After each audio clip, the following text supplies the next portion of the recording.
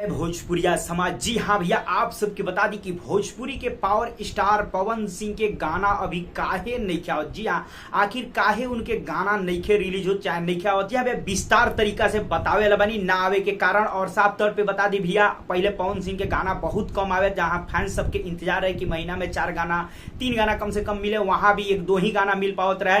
तो पवन सिंह के डायलॉग बड़ा फेमस भइल है कि मूड बनने में टाइम लगता है। जी अभी आप सबके याद हुई, ओकरा बाद कुछ महीना के बाद से पवन सिंह के बहुत सारा गाना आवे लगे, यानी पिछले कुछ महीना से खूब गाना होता। पब्लिक फैंस बहुत ही खुश बाड़ो और गाना बहुत ही तांडव मचा रहा बा।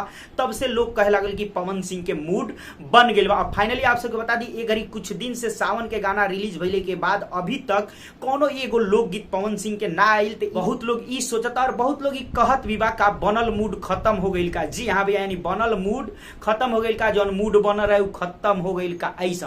तो जी अभी आपसे बता दी, मूड खत्म नहीं भइल। जी अभी आप बनल मूड खत्म नहीं भइल, मूड वही तरह बाटे, जब खत्म हुई तब खत्म हुई, लेकिन अभी मूड पूरा तरह से बनल बा।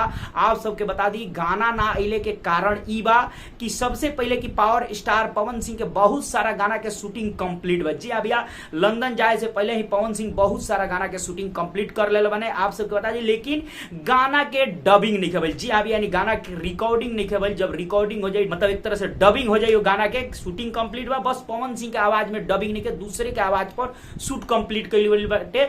जैसे पवन सिंह के आवाज में डबिंग हो जाए, ओकरा बाद भैया मिक्सिंग वगैरह एडिटिंग वगैरह करके आप सबके बीच गाना रिलीज होकर शुरू हो जाए। ना गाना रिलीज होके के मेन कारण ये बा कि गाना शूट होके बहुत सारा बा। जी हाँ भैया, जाए से लंदन पहले ही पवन सिंह गाना शूट बहुत सारा कर दे रहा है। तो फाइनली भैया गाना बहुत सारा आवे वाला बा, एक से एक जबरदस्त मियाज के गाना वाला बा, अलग अलग टेस्ट के आवे वाला बाटे गाना। तो फाइनली भैया गाना बहुत जल्द आप सबके बीच आवे बा। पावर स्टार पवन सिंह अभी पटना में बने, आप सबको पता बा, बहुत सारा गाना के रिकॉर्डिंग होके वाला बा, डबिंग भी होके वाला बाटे। तो फाइनली बहुत सारा धमाका बहुत जल्द आप सबके सुने और देखे के मिले वाला बा। तो आप सब तैयार रही, ई मत सोची कि मनल मूड खत्म हो गइल बा। ना भैया, मूड अभी वही बनल बाटे, बहुत जल्द आप सबके बीच रिलीज हुई। अपडेट कैसा लागल और आप सब का कहल चाहते हैं कितना जल्दी पवन सिंह के गाना आवे के चाहिए, तांडव मचावे खातिर कमेंट सेक्शन में बताई। चलते चलते वीडियो के लाइक करी, ज्यादा से ज्यादा वीडियो के शेयर करी।